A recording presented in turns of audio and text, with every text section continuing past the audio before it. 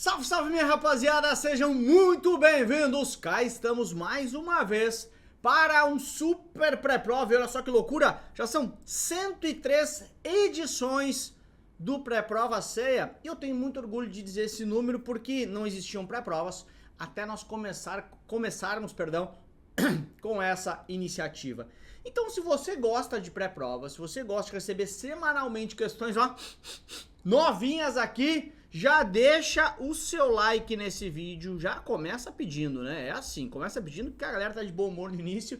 Deixa o seu like aí, porque quando você deixa o like, a gente fica sabendo que está sendo importante e bacana pra você, tá bom, galera? Então, fique à vontade por aí. Preciso dizer também que, antes de mais nada, né? Se você está aqui neste canal, se inscreva neste canal, porque ao se inscrever eu fico bem feliz. Cada vez que eu vejo um vídeo, vejo assim, caramba, esse vídeo deu X inscritos novos, eu fico bem satisfeito. Então, me ajude aí, já que a gente disponibiliza tanto conteúdo gratuito por aqui. Preciso dizer também que o PDF dessas questões aqui, que a gente vai corrigir agora, foram disponibilizados lá no meu canal do Telegram.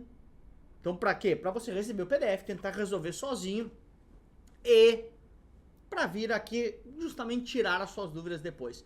É muito mais simples, porque se você vem direto com a minha correção, logicamente você tem explicação, você acaba pensando um pouquinho menos. Então, tente resolver sozinho, bata a cabeça sozinho, depois venha pra cá. Por isso, aqui embaixo tem o link pra você fazer parte do Telegram, também. Também tem o estagiário aqui no WhatsApp, se você tiver qualquer dúvida, chama ele aqui. Falando em inovação, já que nós inovamos, trazendo os pré-provas, que são questões sempre baseadas na prova da semana anterior. Tem também aulas nossas, também inovação, que nós criamos em áudio, Spotify, Deezer, todas as outras plataformas, basta você procurar por Professor Lucas Silva. Tem este canal aqui, né, que você está assistindo, já pedi para você se inscrever. E tem também conteúdos diários sobre certificações e educação financeira lá no meu Instagram, @professor Lucas Silva. Me siga lá, vou ficar bem feliz de saber que você também está nas outras plataformas junto comigo. Vamos começar, galera? Bom, antes deixa eu te explicar o que é então um pré-prova. Um pré-prova são questões sempre novinhas, baseadas nas questões que me trouxeram sobre provas da semana anterior. Então o que isso acaba garantindo? Sempre questões novas, sempre uma atualização constante do nosso curso, porque todas essas questões vão para o nosso curso depois, não à toa, nós somos o curso que mais aprova ceia nesse país. Então, é sempre um trabalho contínuo de atualização para entregar para você muita coisinha, muito conteúdo novo sempre, tá bom? Falando em conteúdo novo, eu preciso te convidar, né? Porque esse projeto chamado Missão Ceia é um projeto que mais aprova ceias nesse país. E eu estou abrindo uma nova turma no dia 4 de dezembro, às 20 horas, tá bom? A grande ideia do projeto é aprovar você no CEA em 20 dias, ou seja, para você já abrir 2024 com uma aprovação no CEA, fazer ele na primeira semana para garantir. Então venha comigo no dia 4 de dezembro, às 20 horas, aqui embaixo tem um link já para você, para o meu grupo de WhatsApp e tal. Esse projeto, eu posso te garantir que ele te aprova em 20 dias, porque ninguém aprovou mais CEAs nesse país do que o projeto Missão CEA. Ok? Então na turma nova, que eu vou abrir dia 4, a última turma desse ano, a última chance de você fazer parte do projeto que mais aprova CEA no país, aqui embaixo tem na descrição, te espero no dia 4. Coloca meu nome na sua agenda 4 de dezembro, às 20 horas, porque eu tô te esperando, beleza? Bora, turma, começar agora. Vamos lá então, questão que, como eu falei, caiu na semana passada.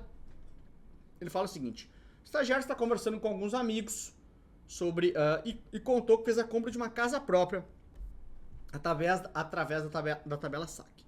Sobre essa tabela, analise as afirmações abaixo. Bom, 1. As parcelas na tabela SAC começam mais altas que na Price. 2. Se o valor financiado, que é o principal, né?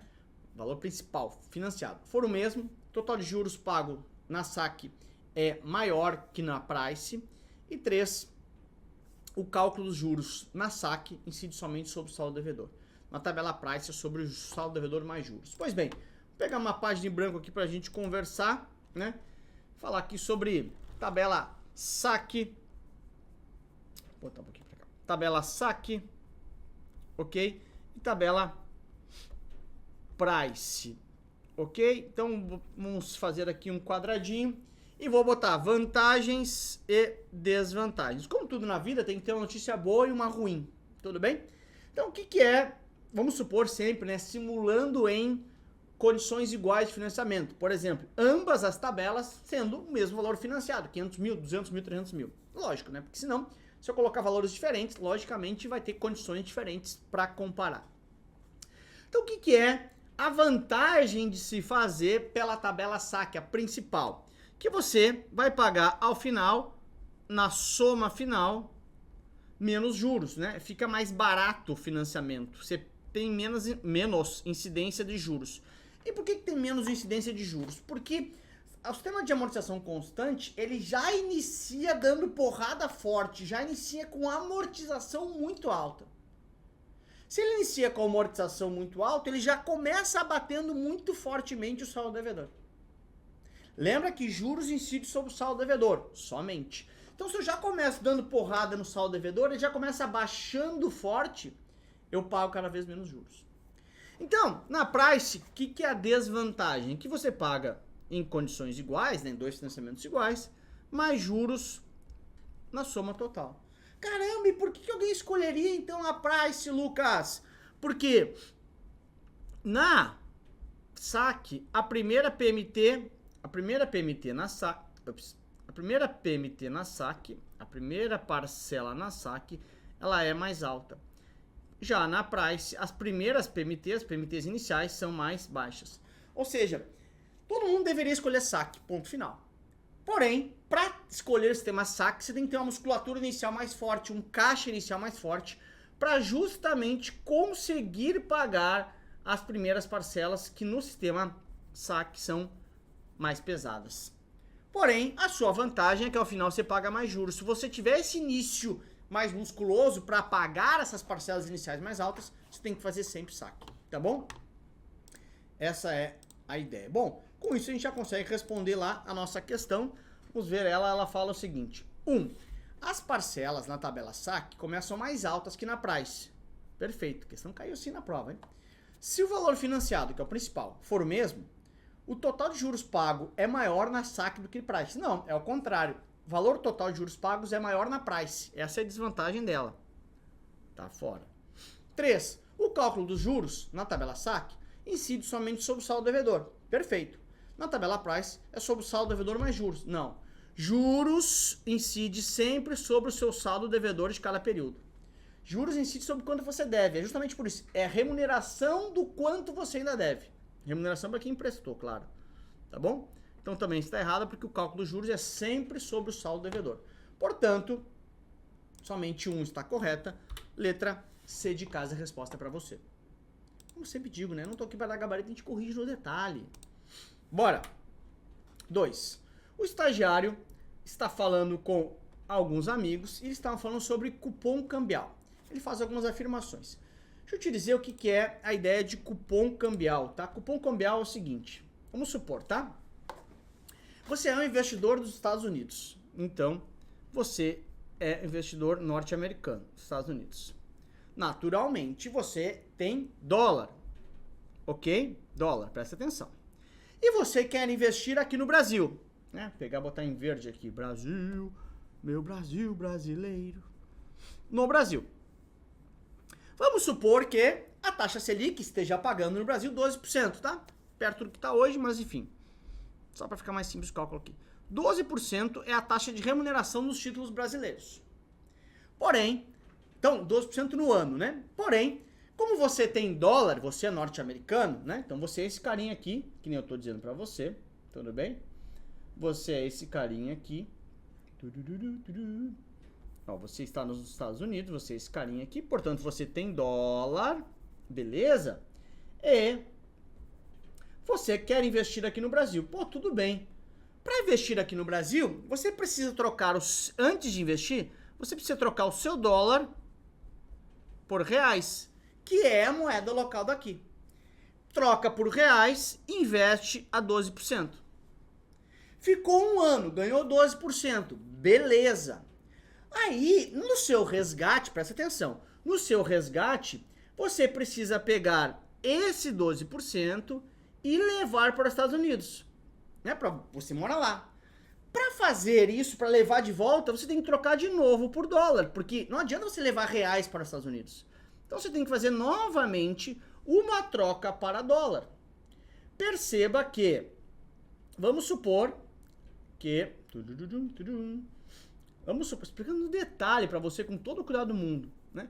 Vamos supor que, sim, vamos supor não, você ganhou 12% aqui no Brasil, que é a taxa Selic do período. Legal. Porém, no mesmo período,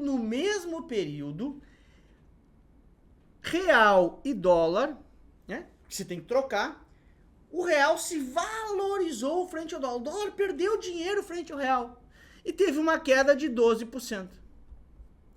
Ou seja, você ganhou dinheiro no Brasil, mas perdeu na cotação do câmbio, perdeu na troca pro dólar.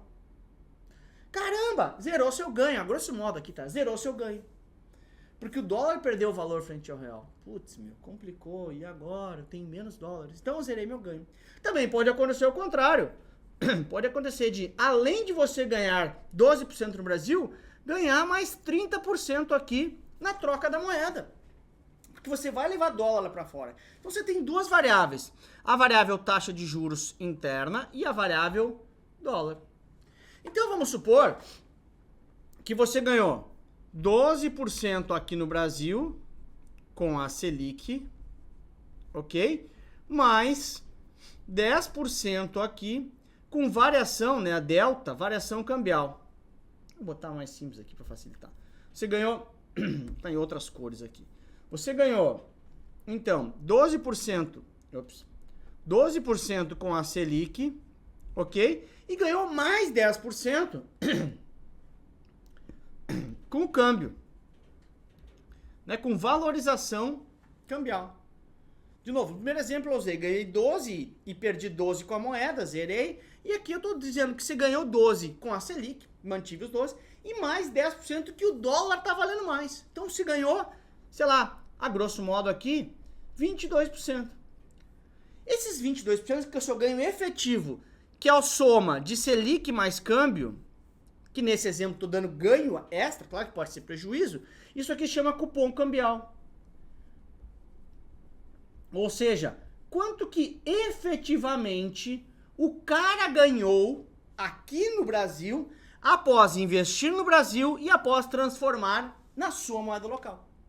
Perceba que pode ter ganho ou pode ter prejuízo. Isso é cupom cambial. Então, se você for enxergar aqui, o que ele diz? Olha só. Um cupom cambial mais alto irá tornar o país mais atraente para investidores externos. Perfeito. Ele fala assim, caramba, lá você está ganhando cupom cambial é quanto de fato você está ganhando o investidor estrangeiro. Se um país tem taxa básica de juros alta, o cupom será alto também, obrigatoriamente. Não necessariamente, porque eu posso perder na cotação da moeda. Tem uma tendência de ser, mas não obrigatoriamente. Um cupom cambial pode ser, inclusive, maior que a remuneração de juros interna de país, maior que a taxa Selic de país. Perfeito, foi o exemplo que eu te dei ali. Se ele ganhar também na cotação, ele ganha duas vezes. Então eu expliquei no detalhe para você, sem ficar simplesmente dando gabarito, detalhado o que é cupom cambial. É quanto de fato o estrangeiro ganhou. Porque ele ganha no mercado local com a Selic, mais com a oscilação da moeda, né? Pode ser positivo ou negativo, tá bom? B de Brasil para você. No detalhe essa aí, hein? Bora! 3. O estagiário... Vou pegar a vermelha aqui. Azul. O estagiário está analisando a empresa Shark Energy S.A., que possui ações negociadas na bolsa, está atualmente sendo negociada com os indicadores abaixo. Taxa de retorno do mercado 13, beta da ação 1,5, taxa Selic 10. O que é taxa Selic, né? Taxa Selic é a taxa risk free, né? Ou taxa livre de risco, como queiram, tudo bem? E a taxa de mercado é, por exemplo, o Ibovespa, tudo bem? Qual o retorno esperado desse ativo utilizando o modelo CAPM? CAPM é um modelo de retorno esperado. Então é só a gente jogar na fórmula, que aliás estará na sua prova, tudo bem? Que é o seguinte, olha só. Como é que é a taxa do retorno esperado? Né? Deixa eu botar aqui. Aqui. Como é que é a taxa do retorno esperado segundo o CAPM? Retorno esperado é igual risk free, ok? Mais beta, que multiplica o prêmio de risco, ou seja, risco do mercado menos o risk free, né? Que é prêmio de risco. Ou seja, isso aqui é quanto eu tenho de prêmio por correr o risco do mercado, que tem que ser acima do risk-free. Então, prêmio por risco, prêmio por correr o risco, tá bom? Então, vamos ver aqui nos números, né? Então, o retorno esperado desse ativo vai ser risk-free, que é a Selic, que é 10%, mais o beta do ativo, que é 1,5%, ok? E esse beta vai multiplicar. O retorno do mercado é 13 menos o risk-free, que é 10. Ou seja, quanto que é o prêmio por correr o risco do mercado? 3. Ou seja, perceba que ele paga 3 de prêmio de risco. Prêmio por correr o risco do mercado. Prêmio por investir no mercado. Então é só pegarmos a HP, aqui vai funcionar. Tá? Vamos calcular, bem simples, né? Zerei aqui, 1.5, Enter, 3 vezes 4,5. Ou seja, 4,5, porque multipliquei pelo beta, 10 mais 14,5. Então, 14,5 é o meu retorno esperado desse ativo, bem facilzinho, 14,5. Perceba que, onde é que você pode errar aqui? Se ao invés da taxa de retorno do mercado, já der o prêmio de risco. Se ele já der o prêmio de risco, já é o prêmio de risco. Não precisa fazer aquele cálculozinho de um pelo outro. Simples assim. Bora? Bora. 4. O estagiário faz algumas afirmações... Deixa eu pegar aqui vermelho. Algumas afirmações sobre taxa referencial TR. Vamos lá. É calculada e divulgada pelo BNDES para suas operações de financiamento. Não. O BNDES até utiliza para atualizar algumas operações, tá? Mas quem calcula e divulga é o Banco Central, mensalmente. E não o BNDES. Pegadinha aqui. É calculado com base nos CDBs pré-fixados emitidos por instituições financeiras. Era antigamente, né? Porque olha só, onde é que vem a TR? TR vem taxa básica financeira. O que é taxa básica financeira? Ela é a média das LTNs, dos títulos pré-fixados emitidos pelo governo federal. Essa taxa básica financeira, sob um redutor, que é o canetaço do Banco Central, a gente chega na TR. Então, redutor, o Banco Central dá o canetaço, taxa básica financeira vem das LTNs, antigamente vinha dos CDBs pré-fixados, aí como teve uma mudança, agora é sobre as LTNs, tá? Então, aqui tá fora, que quem calcula e divulga é o Banco Central, aqui tá fora, que é as LTNs, e aí o redutor é definido pelo Banco Central, uma canetada, um canetaço do Banco Central. Então, taxa básica financeira é uma taxa do mercado, taxa que vem como resultado da taxa básica financeira, como resultado da média das LTNs, título pré-fixado emitido pelo governo. A partir disso, o Banco Central faz o redutor, tá bom? Por decisão deles.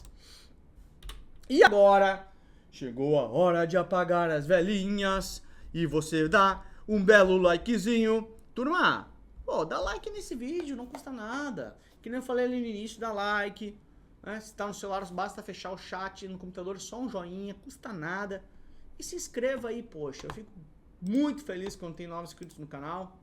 E se inscreva aí que eu vou ficar satisfeito se você estiver inscrito, vou ficar feliz. Beijo, tá? Vamos então para a questão 5. Olha só.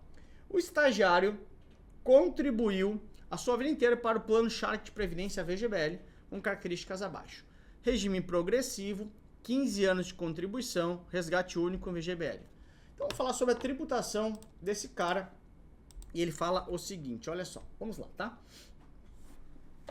Lembra que eu posso escolher entre tributação progressiva e regressiva, tá? Vamos falar especificamente sobre a tributação progressiva. Né? Escolhi um progressivo, ok? Ou seja, ele vai progredindo conforme a sua renda. Ou seja, o que importa para o regime progressivo é a sua renda, ok? É a renda que importa. No regime regressivo, o que importa é o prazo. Vai regredindo conforme o prazo. No regime progressivo, o que importa é a renda. Então, o que importa é a renda, beleza? Quando você vai lá num plano de previdência e pede o seu resgate, ok? Chegou a hora, então, de pagar o imposto de renda. Porém, a seguradora, ao receber o seu pedido de resgate, a seguradora começa a se debater e fala assim, caramba, e agora, cara? Qual que é a renda desse cara? Porque a seguradora não sabe o quanto você tem de renda. Então a seguradora fala assim, governo, temos um problema aqui, porque eu preciso reter o imposto de renda do cara, mas eu não sei a renda dele. Eu sei quanto tem nesse plano, mas eu não sei a renda, porque eu não sou imposto de renda, eu não sou a Receita Federal. Então o governo pegou e falou o seguinte, faz o seguinte, ô seguradora, quando for progressiva, no resgate, você vai reter sempre 15%. Perceba que o que eu estou explicando aqui para você entender a lógica, que nem eu sempre digo, não decora, entende a lógica. Seguradora, retém 15% na fonte e deixa que ele, ao ter esse 15% retido na fonte, sempre você vai reter 15%. Se for um VGBL, retém sobre o rendimento, se for um PGBL, retém sobre o valor total. Retém isso para mim, o governo está falando, seguradora. E aí ele vai fazer na sua declaração anual de ajuste. Então, olha só, já tive, portanto, né, 15% na fonte, ok? 15% na fonte. Olha como eu explico tudo para você não ter que decorar, você entender. 15% ficou na fonte. Aí o cidadão tem que fazer, como todos nós, a sua declaração de imposto de renda anual, né? Então, tem que fazer a declaração anual do imposto de renda. Ficou 15 na fonte. Aí ele vai ter que dizer pro imposto de renda o seguinte, olha, minha renda é tanto, então eu tenho que pagar mais imposto de renda, chegando até 27,5, ou tenho que pagar menos imposto de renda, podendo ser isento, por exemplo. Então, isso que fica na fonte é só um dedo duro para eu finalizar na minha declaração anual de ajuste, podendo pagar mais até 27,5 ou menos, ficando isento, ou dizer, 15% mesmo, conforme a minha renda, né? E quem sabe a minha renda é a Receita Federal. Então, turma, no progressivo, o que acontece? Vamos lá. Letra A. Sofrerá tributação de 10% na fonte. Não. A tributação é 15% e não é exclusivamente na fonte. Quem é exclusivamente na fonte, ou seja, fica na fonte e acabou, é a regressiva. Tá fora. Sofrerá tributação na fonte conforme a sua renda. Não. Na fonte é sempre 15%. Depois, conforme a minha renda, eu faço o complemento ou a restituição. Tá fora. Sofrerá tributação de 10% na fonte. Não, é 15%. Então sobra a última, eu vou sair de lado para você ver. Olha como eu fico aqui embaixo. Sofrerá tributação de 15% na fonte, independente do prazo, porque o que importa não é prazo, é renda, e fará obrigatoriamente o ajuste na declaração anual. Ele faz o ajuste para ver se ele paga mais ou restitui, ou seja, ou paga menos. Dedidado para você. Beleza? Bora! 6. O estagiário fez a aquisição de uma casa própria conforme dados abaixo. Valor financiado 500 mil, prazo 10 anos de parcelas mensais, ou seja, 120 parcelas, né? Como são mensais, tem que fazer mensal. Taxa de juros 1%, tabela saque. Qual será o valor da 30ª prestação, portanto? Bom, pegar HP aqui. Aqui está a minha HP. E o que a gente tem que fazer é o seguinte. Primeira coisa é descobrir quanto que é a amortização. Lembra, sistema de amortização constante, ou seja, tem uma amortização constante, amortização, sempre igual. Quanto que é a amortização? 500 mil, enter, 120 divide. Todos os meses, cada parcela amortiza 4.166. E ao final, eu amortizei tudo, porque 120 vezes 466 dá os 500 mil. Lembra que cada parcela, cada PMT, é formado por amortização mais juros. A amortização é o que reduz meu saldo devedor. E os juros é efetivamente a remuneração para alguém que me emprestou o dinheiro. Beleza, Lucas?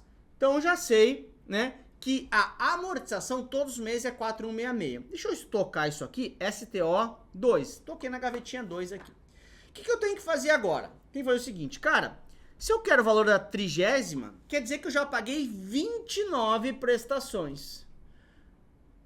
29 prestações. É feio meu 9, né, cara? 29 prestações. Ou seja, 29 vezes eu bati no saldo devedor. 29 vezes eu amortizei o saldo devedor. 29 vezes eu paguei 4.166, não de prestação, porque a prestação é maior, a prestação é a soma dos dois, ok? Mas 29 vezes eu amortizei 4.166. Então o que eu vou fazer? Enter, 29 vezes. Já amortizei 120 mil reais. Então eu transformo isso em CHS, para ficar negativo, e 500 mil. Ou seja, o meu saldo devedor ainda é 379 mil reais. É o que eu devo, porque eu já amortizei 29 vezes de 4.166. Foi o que eu fiz ali. Beleza? Maravilha, legal. Aí o que eu tenho que pegar? Se esse é meu saldo devedor, é sobre esse saldo devedor que incide juros. Então, aqui, quanto que é juros? 1%? 1%. Essa parte de juros da prestação, portanto, eu tenho que somar a parte da amortização, que eu tinha estocado no 2, né? Recall 2 mais. Tá aqui, 7.958,33. Então, o que eu tenho que fazer? Bem simples, né? Primeiro, achar a amortização, que é 4.166 lá mais ou menos, tá? Pegar essa amortização e multiplicar por 29. Por que 29? Porque se eu quero a 30ª, eu já paguei 29 prestações. Multipliquei? Beleza. Pego esse resultado aqui e reduzo do inicial que eu paguei, porque são as amortizações. Quando eu chego nesse novo valor, que é o saldo devedor, sobre isso eu tenho que calcular a taxa de juros, que é 1%. Achei os juros? Somo com a amortização. Simples assim. Beleza? Bora. 7. O estagiário é o administrador fiduciário. Administrador fiduciário. Fiduciário vem de fiducia, de confiança. Então, é um cara que me dá confiança, que administra o fundo, do fundo Shark de renda fixa. Sobre essas responsabilidades, analise as afirmações abaixo. O que ele pode fazer? Contratar em nome do fundo o serviço de tesouraria, escrituração de cotas e auditor externo. Perfeito, porque o administrador é um dos responsáveis por contratar os prestadores de serviços. Perfeito. Tem o poder para praticar os atos necessários a administrar o fundo. Perfeito também, ele é o administrador, ele tem esse poder.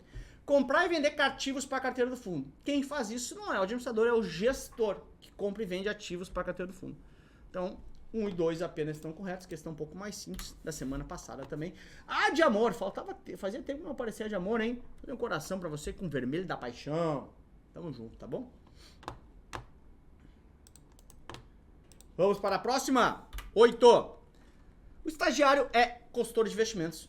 Deseja, ofertar para um cliente pessoa física, então é pessoa física, produtos que tenham garantia do FGC e também vantagem tributária, ou seja, isenção. Vantagem tributária é isenção. Como eu sou pessoa física, eu tenho alguns produtos que têm isenção. Ele deveria ofertar o quê?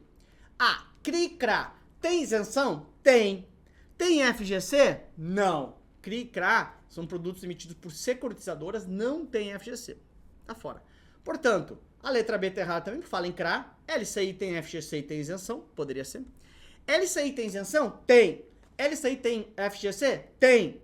LFT tem FGC? Não. LFT é título público. Título público não tem FGC. Por que que não tem? Entende o porquê, não decora. LFT é título público emitido pelo Estado, pelo governo. Pelo governo federal. Então, não vai ter FGC, porque a FGC é uma entidade privada, feita pelos bancos. Tá fora. Sobra a letra D, LCI e LCA, ambos com isenção fiscal, ambos com FGC. Dedidado a resposta para você.